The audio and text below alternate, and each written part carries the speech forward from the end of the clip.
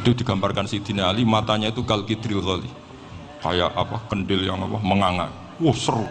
Sidina Ali senang, paling takut ini Umar. Senangnya bukan main, wah ini mesti takut Umar. Biasa. Ternyata enggak, Umar malah bangkit. Woi, Munkar Nakir ya. Kamu tahu menghadapi siapa? Itu betul. Jadi di antara syafaatnya Quran itu orang nggak jadi masuk neraka. Jadi syafaat itu ada dua. Dari neraka diangkat ke surga, dan itu bisa lama itu. Tapi kalau syafaatnya Quran itu yang belum masuk neraka supaya nggak jadi masuk neraka. Karena neraka juga punya aturan, dia juga kena aturan fikih. Jadi, loh betul ini, saya ada hujan. Jadi kena konstitusi apa? Fikih. Sama tak ceritani syafaatnya Quran itu ada orang itu beling itu fasik. Itu dihafal surat Tabarok. Hafal betul. Tabarakalladzi biyadihil mulku wa huwa ala kulli syai'in qadir alladzi khalaqal mauta wal hayata. Pertanyaannya gini, boleh enggak orang menginjak surat Baqarah? Boleh enggak? Enggak. Padahal orang hafal Quran itu artinya ayat itu ada di hatinya. Fa inna wa ta'ala la yu'adzibu qalban wa al-Qur'ana. Allah tidak akan menyiksa hati yang menyimpan Quran, yang jadi flash disknya Quran, yang jadi rekaman Quran. Singkat cerita orang ini hafal. Pas ketemu Munkar Nakir prosedur kan, ini orang fasik mau diantemin sama Munkar Nakir. Prosedur ya, dia kan prosedur standar. Si surat Tabarok akhirnya menjelma jadi seseorang yang gagah berani. Kamu nggak boleh nyiksa orang ini. Saya ini kalamu. Kalau kamu nyiksa dia berarti nyiksa saya. Kamu berani sama kalamu. Wah ya tidak berani jadi Munkar Nakir. Tapi orang itu nakal, harus saya gebukin. Tapi kata Quran tadi, tapi saya di situ pasti kena saya. Oh debat, nggak ada lajnahnya ini nggak ikut. Kalau Gus Wirjon ikut jadi lajnah. Kalau jadi lajnah pasti kroninan. Kalau santrinya dimenangkan nanti. Akhirnya debat. Ya sudah kita ketemu Allah. Akhirnya Munkar Nakir sama Quran tadi surat Tabarok datang sowan sama Allah.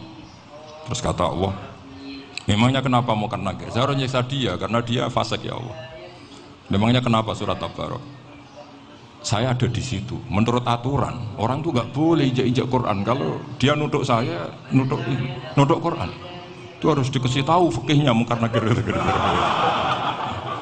Akhirnya Allah ngendikan gini ke surat Tabarok. Ya sudah terserah kamu. Kalau terserah pulau Gusti, Munkar Nakir nggak boleh nyentuh orang ini. Ya sudah selamat. Sehingga terus itu sama baca di termasuk mukjizatnya surat Tabarok di tafsir Ibnu Katsir banyak. Karena tadi logikanya malaikat itu juga kena aturan fikih. Sehingga banyak ulama termasuk Said Muhammad ngendikan pertanyaan Munkar Nakir itu tidak semua orang kena. Kalau semua orang kena nanti kalau tanya Nabi Muhammad, waman nabiyuka? Kacau kan jawabnya. Nabi kamu siapa? Lu saya ini nabi. Ya kan? Lah nanti kalau pas ketemu Nabi Ibrahim, waman abuka? Jadi repot kan? Makanya ada kiai yang guyon kalau ditanya, marab buka? Saya ini guru tauhid sembrono. Saya ini ngajar Ummul Barohin, kamu tanya marab buka? Masyhur itu keramatnya Imam Malik itu. Ada Ashabu Malik, rajulun min ashabi Malik. Beliau ditanya Munkar Nakir, marab buka mana buka? Imam Malik datang, ini seumur-umurnya itu ngajar tauhid. Kamu bedai nggak sopan kamu. Nah, kita berharap barokah sampean ngaji nanti itu. Yes. Malaikat itu anak sungkane gitu. Jadi itu. Dan saya meskipun guyon itu serius. Bedanya orang alim sama ndak itu di situ. Kalau orang alim itu guyon itu masih bener, masih serius. Coba saya bacakan ayatnya. Ala inna auliya Allahi la khaufun alaihim wa lahum yahzanun. Terus lahumul busyra fil hayatid dunya fil akhirah. Artinya kalau Munkar Nakir dengan penampilan garang gitu, berarti ada ketakutan apa enggak? Ada. Padahal ciri utama walinya Allah tidak ada ketakutan. Makanya itu termasuk dalilnya Sayyid Muhammad. Tidak semua orang alami seperti itu karena wali-wali itu la khaufun alaihim wa lahum yahzanun. Wah anak kiai Munkar Nakir cuk tidur wedeg. Iku dresege ora kok pertanyaan tok nek konan santri piye. Lho isen wis kiai dihanjuti Munkar Nakir. Malu gak kira-kira? Mesti pelengani konan santri piye. Nah jawabannya gampang karena pernah ngajar tauhid. Makanya Sayyidina Ali ini ceritanya ada di kitab Nurul Dholam. Sama lihat di kitab Nurul Dholam karangannya Syekh Nawawi Banten. Itu Sayyidina Ali itu ya, andai kan orang biasa mungkin ya agak-agak hasut, tapi ini wali nggak boleh kamu katakan. Dia itu mangkal sama Umar. Orang kok setiap orang pernah dibentak. Apa dia berani bentak Munkar Nakir? Penasaran dia. Bagaimana kerengnya Umar itu berlanjut enggak gitu kira-kira. Akhirnya minta, ya Allah saya minta kasyaf. Ya karena yang minta Sayyidina Ali karena mau wajah dituruti sama kasyaf. Dilihat Sayyidina Umar pas meninggal itu. Jadi hasud itu ya kadang penting asal baik. Loh betul, bahasa Kanjeng Nabi kadang la hasada illa fisnaten. Itu Nabi bahasakan ya hasad. Gus Verson saja yang nafsirkan ghobtoh itu kan gaya-gayanan sebagai ulama. Aslinya Nabi ngendikannya itu la hasada illa fisnaten. Ulama yang ganti itu namanya ghobtoh. Wong Nabi sendiri nyebut hasad kok kamu tafsiri ghobtoh. Ya hasad ya hasad. Udah nggak usah ditawil-tawil pokoknya gitu. Kalau sama nggak percaya nggak apa-apa. Kok gitu aja kok repot. Karena sama nggak percaya kemungkinannya dua. Satu nggak ngerti. Dua sama-sama alim kan dari awal kalau sama-sama alim kan laisali alimin ayuqallida aliman akhor. Kita nggak perlu saling mengikuti. Ngapain hasud? Biasa aja. Akhirnya Sayyidina Ali kasut. Pas Umar bangun, setelah mati kan bangun, setelah meninggal bangun. Munkar Nakir datang dengan perang yang sangat garang. Itu digambarkan Sayyidina Ali matanya itu kal kidril ghali. Kayak apa? Kendil yang apa? Menganga. Wah seru. Sayyidina Ali senang, paling takut ini Umar. Senangnya bukan main, wah ini mesti takut Umar. Biasa. Ternyata enggak, Umar malah bangkit. Woi Munkar Nakir, kamu tahu menghadapi siapa? Itu betul. Kamu itu menghadapi temannya Ahabbal Khalqi ilallah. Yang diandalkan temannya bukan dia.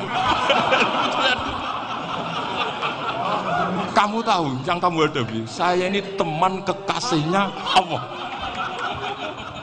Jadi boleh kamu mengandalkan Mbak Virjon. Tapi nanti resikonya Munkar Nakir tanya, itu Virjon siapa? Wah itu masalah. Makanya syaratnya wali itu harus ma'rufun fis sama. Di langit sudah populer. Makanya dulu ada orang yang saking seninya Abdul Qadir ditanya apa saja jamnya Abdul Qadir Al-Jilani itu aman karena beliau populer. Makanya program kita harus populer dulu di langit. Oh, itu nanti kalau dicatut oleh santri-santri nggak apa-apa. Kalau nggak populer nanti dicatat itu siapa? Masalah ya. Umar itu yang dibanggakan itu, kamu tahu saya siapa? Ya enggak tahu, saya ini temannya kekasihnya Allah. Temannya Muhammad, iya Muhammad Rasul. Wah mikir, waduh, repot. Loh di dunia aja gitu kan, temannya presiden, temannya panglima, apalagi ini temannya Sayyidul Awalin wal Akhirin. Di dunia aja bilang temannya presiden, menteri, orang sudah takut, apalagi ini temannya Sayyidul Awalin. Yang Munkar Nakir terus konfirmasi sama Allah, gimana ya Allah ini ngadepi. Sebetulnya yang diandalkan itu temannya, bukan dia. Wah, akhirnya sama Allah dibilang, ya bu, ya sama seorang seperti itu bu yang sopan. Terus semenjak itu Munkar Nakir itu nggak selalu berpenampilan seperti itu, sangat. Jadi semoga itu konsisten sampai nanti. Jadi kamu kalau ingin nggak takut Munkar Nakir, jadi wali. Karena syaratnya tadi hanya wali sing la khaufun alaihim walahum yahzanun lahumul busyra fil hayatid dunya fil akhir. Jadi orang itu kalau ngaji itu harus khatam. Jangan semuanya kena pertanyaan. Dan kalau semuanya kena pertanyaan nanti repot. Kalau Nabi Muhammad ditanya waman Nabi juga. Nabimu siapa? Lu kan terus jadi aneh. Jadi makanya ngendikane Sayyid Muhammad semua ulama lah. Enggak ada am kecuali ditaksis. Kecuali sifatnya Allah. Misalnya bikulli syai'in alim ya benar-benar bikulli syai'in. Tapi kalau am semuanya pasti ada taksis. Meskipun dalam muhawarah muhadasah biasa. Misalnya contoh gampang, istri kamu baru seneng kamu, mas nak pengen popo aku lapor aku, gak popo mas, mesti aku seneng nak sama lapor. Iku dia aku pengen wayo. Wah langsung jadi apa wae. Mesti apa wae maksudnya kecuali itu. Gitu. Padahal kalau ngomong, mas sampean ingin apa saja tak dukung.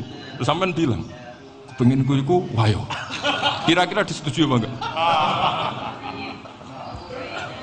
Sama seperti kita kalau punya teman akrab, wah senang omahku gak apa-apa, anggap omahmu dewi, terus mlebu-mlebu kamar.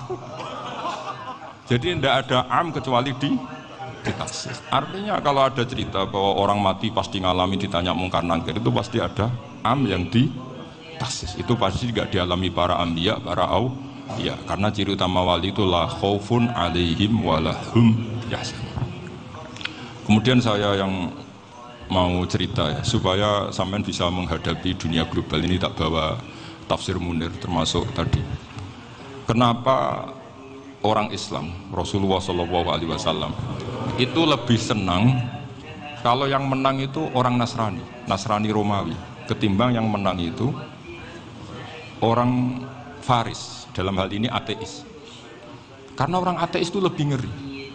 Sebetulnya beberapa penemuan sains, terutama di ilmu medis, itu orang Amerika, kayak cloning. Tapi orang Amerika itu masih dilarang oleh gereja untuk mengaplikasi. Karena nanti bayi cloning itu dipakai suku cadang.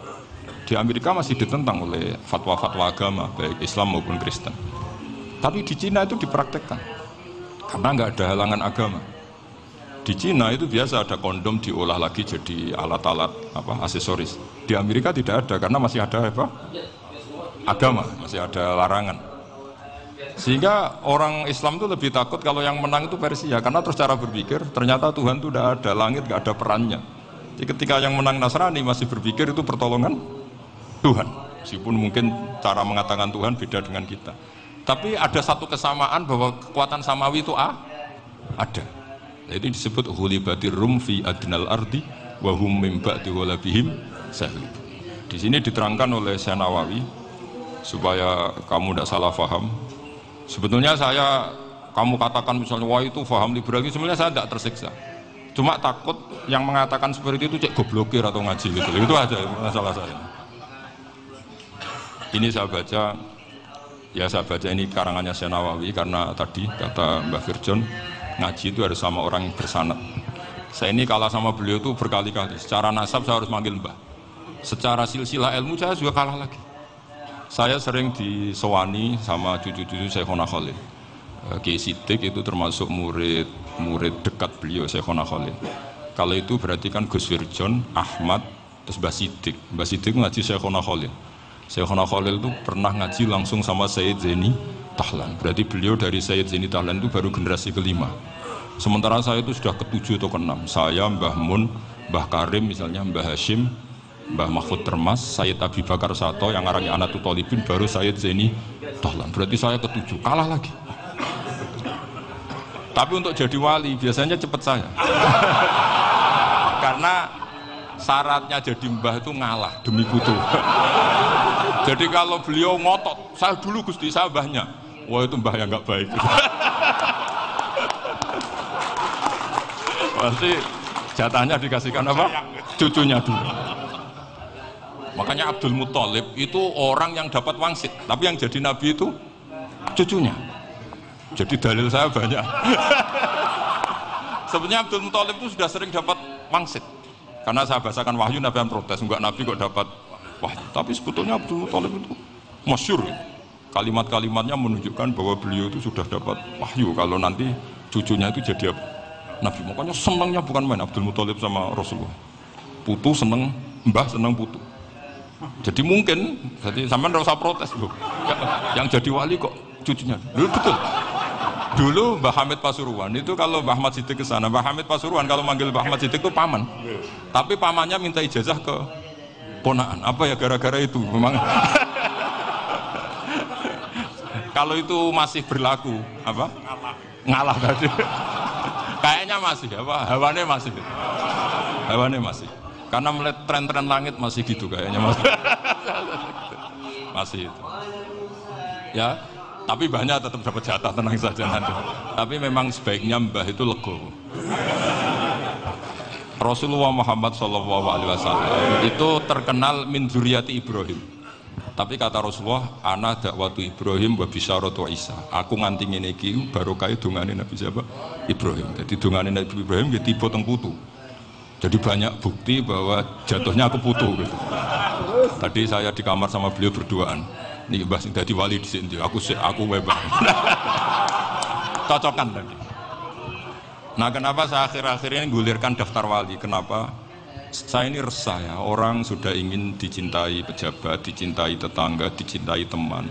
Tapi kadang-kadang orang lupa lagi dicintai apa. Makanya saya meskipun guyon, tapi ini amdan, bukan sahwan. Supaya orang punya cita-cita lagi jadi wali, ingin dicintai Allah. Kita ini terlalu lama ingin dicintai makhluk.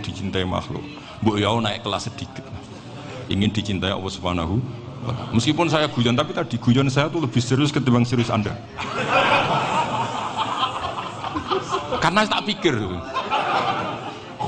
saya tuh kalau pergi itu seneng ngebis, bukan karena saya tidak punya mobil, tapi saya sering mau butuh itu supaya gak diganggu. Karena saya tuh harus punya waktu sendiri. Kalau ngebis kan ketemu orang gak kenal, tapi sekarang ya gak susah, banyak yang kenal. Dan susahnya lagi gak minta ijazah, minta foto. Repot tuh. Mau dibenci itu umatnya Rasulullah SAW, mau disetujui itu sanatnya mana? Kalau ketemu orang alim minta apa? Foto. Itu nggak ada sanatnya. Nggak tahu saya itu madzhab dari mana itu. Ya madzhab milenial yang jelas itu kan. Ini tak baca ya biar dapat, karena ini kenangan saya sama Mbak Ahmad Siddiq. Saya masih ingat betul beliau ngisi hallnya Mbak Abdullah bin Umar, berarti abahnya Mbak Hamid. Karena mbah saya itu Fatimah binti Khalid bin Umar, kalau Mbah Hamid itu Hamid bin Abdullah bin Umar. Itu saya masih ingat betul zaman itu Mbah Hamid tiap hall di Lasem itu rawuh dan saya derek mbah saya karena masih misanan datang ke Lasem. Itu beliau pas itu ngisi sama Mbah Mun. Mbah Mun masih muda, Ki Ahmad Siddiq sepuh senior. Itu beliau cerita bahwa dulu ketika Indonesia dijajah Jepang itu para kiai mimpi dibacakan ayat Khulifatir Rum fi adnal ardi wa hum min ba'di walabihim salim. Terus ada kiai yang tanya, takwilannya gimana? Ya nanti Jepang pulang bukan karena kita yang mengalahkan, tapi Jepang ada yang mengalahkan sendiri, meskipun tidak kita. Kayak dulu Faris tidak dikalahkan Islam, tapi dikalahkan Romawi, tapi yang senang umat Islam. Wa yauma idzi yafrahul mu'min. Itu luar biasa ulama-ulama kita. Delalah kejadiannya Indonesia seperti itu. Yaitu kita tidak mengalahkan Jepang, tapi Jepang pulang sendiri karena dikalahkan apa? Sekutu. Ya ini saya baca. Ini tidak usah dicek bacanya bener apa enggak, sudah aman apa? Aman. Karena kalau saya salah itu ya sengaja. Artinya ya sengaja saja. Ya biasa maksudnya. Saya kemarin ngisi di Pondok Peloso, di Pondok Al Munawir Jogja. Salah itu ada dua, ada salah yang memang benar-benar salah, itu nggak apa-apa, bisa dimakfu, karena mesti sangke wong goblok salah yang terus itu. Ada salah bawaan ilmu, itu repot tuh dan ini. Karena misalnya kita yang biasa belajar qiraah safah wayah sibuhu, mesti diulang lagi wayah sabuhu. Karena qiraahnya Imam Asim itu hasibah yah sabu, bifathis sin. Sementara kita kalau ngaji kitab kulino yah sibu. Sehingga kita yang biasa belajar safah itu kalau baca kitab itu kayak orang bingung. Kadang-kadang yang ngaji juga bingung, Gus Pak mau bulan piling, ya tepat-tepatan. Ada yang mengatakan Gus Pak bingung, ada yang mengatakan Gus Pak alim alamah, ya tepat-tepatan nasib tadi. Karena memang ya sab'ah memang seperti itu. Misalnya kufuan itu Imam Asim baca kufuan. Tapi beliau punya murid namanya Syu'bah, itu kalau baca kuf'an. Makanya kita itu, ini kan khataman Quran ya, jadi saya menyinggung sedikit tentang qiraah sab'ah. Tadi beliau juga sudah tak kasih kitab saya Hifdzuna Liyadal Mustafa. Sama tak ajari latihan sab'ah, memang angel ya. Makanya yang nggak bisa itu wong pinter, sudah tahu angel ya nggak usah diteruskan kan. Orang menghindari barang angel itu pinter apa goblok? Pinter. Berarti wong goblok pinter. Saya tuh makanya sama orang goblok tuh respect. Jadi orang alim tuh angel apa gampang? Angel. Menghindari barang angel pinter apa goblok? Loh, orang menghindari barang angel pinter apa goblok? Pinter. Berarti wong goblok pinter. Jadi saya sama orang-orang goblok itu respect. Sudah tahu jadi orang alim angel ya, barang angel ya harus dihindari. Makanya saya ini insya Allah umatnya Nabi yang termasuk yang terbaik. Amin. Karena mencintai umatnya Nabi termasuk yang goblok. Itu tidak gampang itu. Karena tadi sudah tahu ya, seperti itu loh orang naik panjat pinang. Itu yang naik karena ingin hadiah. Yang nonton sudah tahu, wah licin kok dinaikin mau keplotok. Tapi orang sepakat yang nonton juga pinter karena sudah tahu ribet kok. Tukun yang pasar kena lah apa mana. Sama juga gitu. Ngalim tafsir angel, ngalim fikih angel. Tapi karek ngaji ngerekam kan gampang. Itu pintar apa goblok? Pintar. Iya. Makanya kula niku mbok burohno ngono tok. Saya tadi dinasihati Mbak Firjon, muga-muga hati saya selamat.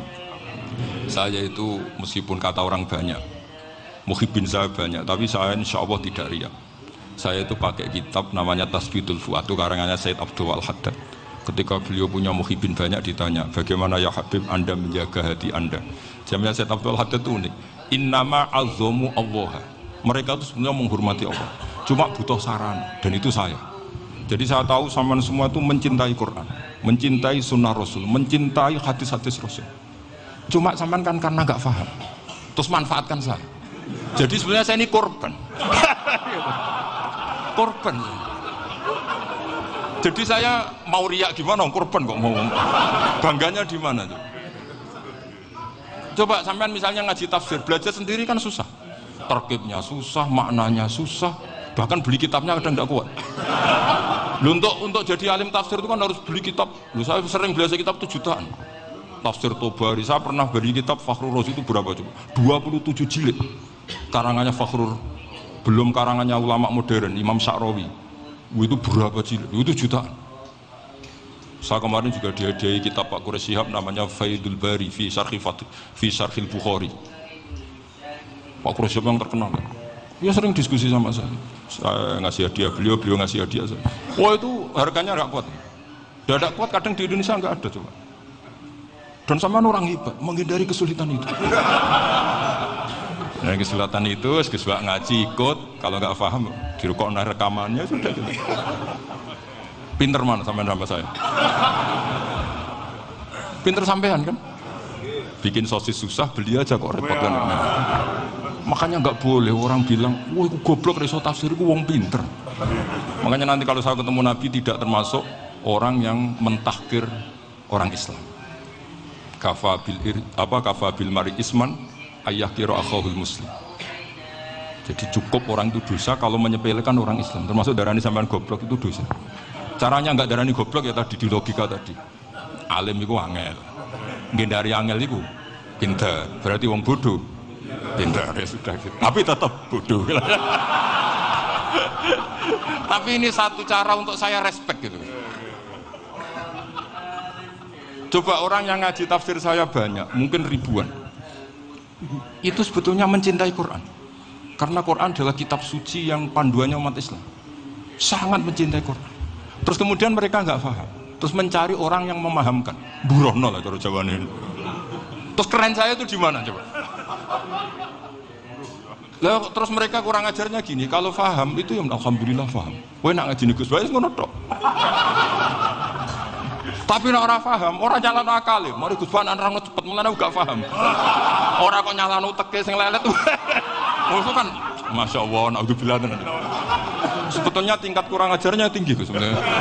Jadi kalau nggak paham itu kadang nggak nyalahno uteke. Kayak mau misalnya, mau mari mikir aja jelas. Padahal misalnya jelas orang mesti paham, bodoh. Paham? Jadi kata Sayyid Abdul Haddad, innama azzamu Allah. Sebenarnya mereka itu sangat menghormati Allah.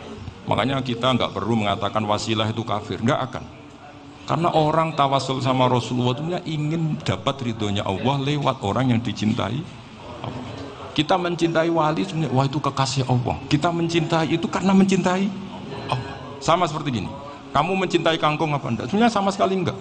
Tapi kamu ingin sehat, ada asupan gizi. Kamu ingin tubuh kamu sehat, butuh asupan gizi. Kemudian kamu makan kangkung. Apa terus kamu cinta kangkung kan enggak? Cinta kesehatan kamu sama. Orang yang mencintai saya sebenarnya ingin kepuasan rohani. Saya kan termasuk kiai yang torekonya gampang. Ini swarga kan akhirnya penggemarnya banyak. Coba kalau kamu neraka. Wah, jadi sebetulnya Anda mencintai kepuasan Anda sendiri. Nah, saya ini korban. Makanya untuk masuk surga cepat saya, korban itu cepat. Da'watul mazlum la turaddu lan gitu. Laisa bainahu wa bainallah hijab. Jadi saya kalau donga langsung seret langit. Karena mazlum. Saya sinau tafsir itu, Pak, sampean bayangkan ada tafsir itu sudah 27 jilid. Sing ngarang Fakhrur Razi itu bulatnya bukan main. Karena dia ahli filsafat. Bulatnya Masya Allah. Sudah gitu sinau Jalalain kadang dikomen oleh Sawi. Sudah kita percaya Jalalain dibuli Sawi. Percaya Sawi dikandani, "Oh iku Maliki rasa ribet." Sudah gitu sinau Qurtubi, sinau tafsir Tabari itu susahnya. Belinya susah, belajarnya susah. Padahal saya punya keluarga, punya istri, punya anak. Bayangkan kalau istri saya rewel kayak istri sampai. Wah itu. Tapi alhamdulillah enggak.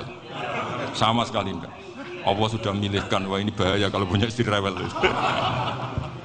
Imam Sibawai itu kitabnya banyak, tapi yang terbukukan hanya kitab Sibawai. Karena beliau kalau sudah belajar lupa istri. Hanya pas beliau di pasar, kitabnya dibakar semua sama istrinya. Karena dianggap saingannya. Ternyata yang dicerai tidak kitabnya, malah istrinya. Itu Imam siapa? Tapi alhamdulillah kitab saya nggak terbakar, aman. Saya teruskan ya. Jadi untuk menjaga riya dilatih innama adzomu Allah. Sebenarnya mereka itu menghormati. Sehingga wasail itu sebenarnya nggak pernah jadi subjek pelaku utama, tetap Allah. Sebab itu kata Sayyid Muhammad, kamu kok mengatakan wasilah itu kafir itu gimana? Ketika innallaha qad ba'atsa lakum taluta malika. Talut itu ya manusia. PD-nya itu apa? Inna ayata mulkihi ayyakiyakumut tabut fihi sakinatum min rabbikum wa baqiyatum mimma taraka alu Musa wa alu Haruna tahmiluhul malaikah. Jadi beliau PD itu kalau bawa sunduk semacam peti sakti, sing di situ ada baqiyatum mimma taraka alu Musa wa alu Haruna tahmiluhul malaikah. Ya kayak semacam jimat. Tapi saya bukan mensyariatkan jimat enggak, karena nanti banyak penjual yang pembohong juga gitu loh. Cuma cerita, kamu tidak usah mengatakan kafir. Dulu Talut PD-nya kalau bawa sunduk semacam peti kesaktian yang di situ ada baqiyatum mimma taraka alu Musa wa alu Haruna tahmiluhul malaika. Sehingga Khalid bin Walid meskipun beliau sahabat dan menyaksikan wajah Rasulullah SAW, itu bawa sya'aratun min sya'aratihi Rasulullah SAW, bawa rambutnya Nabi. Perang kemana-mana itu diletakkan di pecinya. Nanti sama tanya lagi, masa pakai peci Khalid bin Walid ini? Wah panjang, sampai itu repot. Sampai tak warai ngaji usul fikih. Usul fikih itu kalau ngaji itu ada istilah tangkihul manat. Ini mesti ini wilayah yang kita bisa berdebat sama Mbah Firjan. Dulu itu musuh saya karena saya makili Anwar, beliau makili Peloso. Tapi tahu-tahu kalah tua terus saya mengundurkan diri. Di fikih itu ada istilah, ada tangkihul manat, ada tahqiqul manat, ada tangkihul. Tangkih itu kira-kira gini, lafadz hadis itu dibuang sekian untuk tahu bahwa itu madarul hukmi. Misalnya gini, tak beri contoh paling gampang. Sama harus paham, kalau nggak paham nggak pinter-pinter. Ja'a a'rabiyun ila Rasulillah sallallahu alaihi wasallam. Ya karena ini menghormati Mbah Ahmad Siddiq, saya orang alim, jadi ngaji ini tetap ada suasana alim. Ya harus ada suasana alim. Nggak perlu jadi orang alim, tadi susah. Sudah ngindari susah itu pintar. Sudah itu aja. Jadi orang alim susah, nggak dari barang susah, pintar. Berarti orang tidak alim, pintar. Nah, meskipun tetap, sudah kita itu pegangi sampai mati nanti. Loh, jadi orang alim itu repot. Itu kata Imam Ghazali, kalau orang alim kalau mau masuk surga, itu sama Allah nggak boleh. Kif, kamu nggak boleh langsung masuk surga. Coba cari umat kamu, syafati dulu. Nah, saya takut nyari sampean nggak bisa kembali. Saya tidak punya rencana itu. Pokoknya mau masuk. Boleh sampean kuaduan, aduan balik raroh dewi, wah repot nanti saya. Berat jadi orang alim itu. Ya saya teruskan ya. Ada tangkihul manat. Ja'a a'rabiyun ila Rasulillah sallallahu alaihi wasallam. Faqala ahlaktu wa ma ahlakaka qal waqa'tu imraati fi nahari Ramadan. Ya sidang saya ini rusak ya Rasulullah. Kenapa? Karena saya menjima istri saya fi nahari Ramadan. Kata Nabi, kamu harus bayar kafarah. Napa Nabi kafarah? Puasa 2 bulan. Wong baru 1 hari aja terjadi gitu kok disuruh puasa 2 bulan. Ya tidak kuat ya Rasulullah. Baru berapa hari saya puasa aja kecelakaan seperti itu. Apalagi kalau sampai 2 bulan. Tidak ya Rasulullah. Ya sudah kalau gitu kamu pertama ngasih makan apa? Idku rokobah kan, pertama merdekakan budak. Tapi kan sekarang nggak ada budak makanya. Terus sekarang langsung puasa. Wah ini nggak bisa semua. Ya sudah ngasih makan orang 60, kasihkan siapa ya Rasul? Ya orang fakir. Saya ini paling fakir di kampung saya ini orang paling fakir. Jadi mulai dulu orang fakir itu hubungan suami istri itu paling lancar mulai dulu. Makanya orang fakir itu anaknya banyak karena hiburannya hanya itu. Wong Ramadan aja. Coba mau ke ATM nggak punya uang, mau antri di bank nggak punya, mau apa coba? Itu mulai dulu. Ini sanatnya mutasil. Wah, akhirnya sudah sanksinya kan tadi ya, idku rokobah atau puasa 2 bulan berturut-turut atau ngasih makan 60 orang miskin. Lalu kata ahli usul fikih, kata A'rabi dibuang, nggak menjadi catatan hukum. Orang kota pun kalau melakukan itu juga kena sanksi yang sama. Imro'atau juga dibuang. Andai kan itu dilakukan untuk amatnya juga ketentuannya sama. Nah sekarang perdebatan antara Imam Syafi'i dan Imam Malik begini. Sekarang pertanyaan gini, jima istri itu hukumnya boleh apa haram? Boleh kan? Lalu kalau ada orang tanpa udzur kemudian makan siang-siang, cara Imam Malik hukumnya sama, harus kena sanksi yang sama. Karena sama-sama hadku hurmati Ramadan bighairi udzrin syar'iyyin. Sama-sama merusak hukum Ramadan tanpa udzur syar'i. Lu jima itu tidak zina. Kan hukumnya jaiz. Nah sekarang makan hukumnya jaiz, harusnya juga kena ketentuan yang sama. Cara pikirannya Imam Malik. Nah, alhamdulillah Imam Syafi'i gak setuju. Wah, cara setuju repot. Bahkan orang-orang Syafi'i sudah punya khilaf, kalau gitu minum dulu. Iya, biar kena. Iya, biar iftarnya pakai minum. Setelah minum baru jima kan. Ini sudah menyiapkan khilafnya. Ini khas Syafi'i ini, bongsong rekayasa hukum. Nanti bisa belajar jauh cara ngakali hukum. Makanya guyonan yang masyhur Gus Dur itu gitu. Ada seorang kiai atau Gus ya punya salah, namanya manusia kan punya salah, entah cangkruk entah apa, pokoknya punya salah. Ada wartawan yang ngiranya semua kiai itu orang suci, sehingga tanya sama Gus Dur, Gus itu ada kiai kok ya pokoknya salah lah ya. Tapi jangan bayangkan dosa besar, enggak, kecil-kecil aja. Itu gimana itu? Padahal kiai kan orang suci. Jawabnya Gus Dur lucu. Ya justru yang boleh salah itu para kiai, kalau kamu nggak boleh. Loh, kok bisa Gus? Karena mereka tahu caranya tobat. Repot. Kalau kamu nggak tahu caranya, sama pelanggaran hukum itu ya harus pakar-pakar hukum. Ya. Itu yang tahu caranya rekayasa. Kalau kamu ya kena pasal kan ya. Jadi kamu jangan niru saya ini punya sekian cara untuk pembunuh. Nah, itu namanya khilaf. Makanya kata Sayyid Muhammad, kamu tidak usah anti khilaf. Karena Abu Hanifah itu membolehkan khilaf, kitabul khiyal. Yang penting kamu soleh dulu. Setelah soleh nanti Allah maklumi. Soleh dulu, syaratnya soleh dulu. Kalau tidak soleh jangan. Contohnya gini, ada orang mau puasa lemes sekali, mau makan. Gampang. Kalau langsung makan kan kayak hadku hormati Ramadan biwiri udrin syar'iyyin. Aku langsung mau jembera sowan Mbah Firjon. Sudah status saya Pak, musafir. Nah, sudah berangkat aja sampai Tuban makan. Nanti kalau nggak jadi ya nggak apa-apa sudah. Kan mulai pergi sudah musafir. Saya tidak tahu nanti malaikat tertarik gebuki nggak tahu. Tapi itu ada khilafnya, asal soleh lah. Karena kata Sayyid Muhammad dan semua kitab mengatakan itu. Kalau sama nggak tahu ya kebablasan. Nabi Ayub, nabi yang terkenal Gudiken itu siapa? Ayub ya? Itu yang Israiliyatnya kan seru. Gudiken dikukur bek kreweng itu terlalu lah kalau itu. Untuk kreweng konti, yang Arab orang kreweng itu sudah masalah itu. Singkat cerita, Nabi Ayub ketika diasingkan kaumnya itu kan nggak punya sumber makanan. Lah orang lelaki itu mulai dulu egois. Istrinya Nabi Ayub itu cantik sekali, udah cantik, rambutnya bagus. Makanya kamu nggak usah tanya kenapa istrinya kayak banyak yang cantik. Ya, warasatul anbiya, nggak boleh gitu. Kalau nggak cantik ya warasatul anbiya dari segi balak. Istrinya Nabi itu semuanya cantik. Nggak usah tanya sebabnya apa, pokoknya gitu, semuanya cantik. Singkat cerita, beberapa kali istrinya Nabi Ayub itu kerja demi bisa nafkahi Nabi siapa? Suatu saat itu tidak ada pekerjaan yang cukup untuk beli roti. Satu-satunya peluang dapat rezeki itu putrinya raja itu rambutnya berondoli. Terus ada sayembara siapa yang rambutnya bagus mau dibeli. Sampai rambutnya istrinya Nabi Ayub itu dijual. Nabi Ayub tersinggung karena itu mengurangi kecantikan. Jadi lelaki mulai dulu gitu. Udah nggak urun kalau istrinya nggak cantik itu komplain. Itu khasnya lelaki. Jadi kalau kamu gitu ada syaratnya juga, tenang saja ya. Komplain ya pegawaian itu. Saking mangkelnya Nabi Ayub terus ngendikan la adriban naki mi'ata sautin. Kamu akan saya pukuli dengan mi'ata sautin atau dengan 100 jambuan. atau mi'ata dikhfin atau mi'ata apalah sesuai konteks zaman itu. Engko namuni pecut tuku konti kok ribet lagi. Singkat cerita, akhirnya ketahuan bahwa istrinya menjual itu demi Nabi Ayub.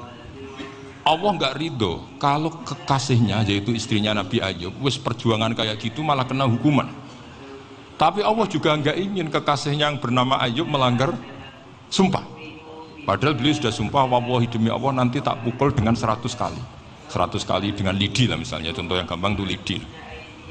Akhirnya sama Allah dikasih satu solusi. Wa khud biyadika dikhtan fadrib bihi wala tahnas. Ya sudah, lidi itu ikat jumlahnya 100. Terus pukul sekali saja. Anggap saja sudah 100. Iku pangeran sing wari ngakali ngono iku pangeran. Tapi syaratnya soleh. Syaratnya soleh. Jadi kalau kamu anti khilaf berarti anti ajarannya Allah di ayat itu. Wa khud biyadika dikhtan fadrib bihi wala tahnas. Itu dulu ada, ini cerita di Ithaf, ini cerita terakhir, ini sudah, sama jangan nama sudah. Terus pengumuman tadi, yang nggak pernah sepuh ngutang saya itu haram. Karena tadi saya punya kewajiban di rumah yang bisa menggugurkan ya, kewajiban yang lebih besar. Lebih besar itu ya tadi, bisa pernah guru, pernah sepuh, yang jelas nggak umur. Umur sampean menangkap itu, tua-tua serepot itu.